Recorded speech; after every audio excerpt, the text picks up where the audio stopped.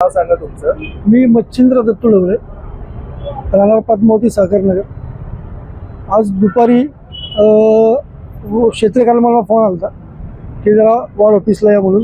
मी आपल्या गेल्यानंतर तिथल्या ज्या आरो मॅडम त्यांनी मला चर्चा करण्यासाठी आतमध्ये केबिनवर बोलवलं.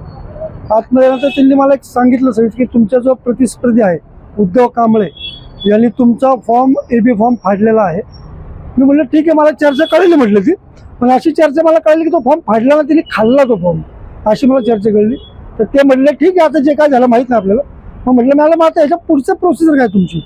तर मॅडमचं असं उत्तर आलं की बाबा तुम्हाला आता फक्त एक जनरल निवडणूक आयोग एक लेटर पाठवेल की बाबा तुमचा असा प्रॉब्लेम झालेला आहे की तुम्ही ती झेरॉक्सची प्रत तिची सादर करावी आणि फक्त अर्ज तुम्ही द्यावा की बाबा हे झेरॉक्स मी तुम्हाला प्रत देत आहे.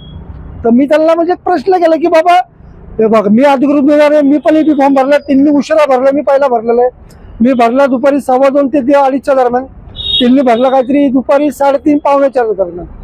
आता मला नव्हतं माहिती त्यांनी AB फॉर्म भरला, मला ते आज कळलं की त्यांनी त्यांचा AB फॉर्म भरला पण त्यांनी आज माझा फाडला. आता मला काही कल्पना नाही, पण कसं ते आमच्याच पक्षातले माझे चांगले मित्र आहेत, म्हणजे मला काय त्यांची काय असं वाईट नाही कुठलं, पण जनरल आता जे काय असेल तो पक्ष निर्णय घेईल.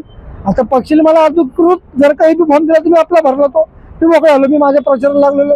आता इथून पुढे जी काय प्रोसेसर आहे ती क्षेत्रीय कार्यालय धनकोडी क्षेत्रीय कार्यालय काय असेल ते बघून घेईल, कारण तो फॉर्म तिथं फाडला गेलाय. दोघांना फॉर्म दिलेला आहे नाही, ते मला आज कळलं, मला आधी नव्हतं माहिती. मला आज ते कळलं की पक्षाने दोघांना फॉर्म दिले, पण तो टायमिंग मध्ये जो असतो अंतर दुपारी 3 ते परमिशनचा 3-4 फॉर्म भरायचा असतो. कालची 30 तारीख दुपारी 3-4 फॉर्म भरायचा असतो. मी 2:15-2:30च्या आधीच फॉर्म भरला. 30 मी 29ला माझा अर्ज दाखल केला आणि काल AB फॉर्म जॉईन केला आणि घरी निघून गेलो. मला काहीच कल्पना पुढची काय झालं. आज सकाळी छाननी होती 11-11:30 मी गेलो, छाननी माझी सक्सेस झाली. तिथं उद्धव कांबळे चढवा छाननीला पण नव्हता, त्याचा पण फॉर्म बहुतेक छाननी झालेला आहे, पण एक जनरल त्यांनी मला पात्र हे घोषित केलंय निवडून. मग मी आपल्या घरी निघून गेलो.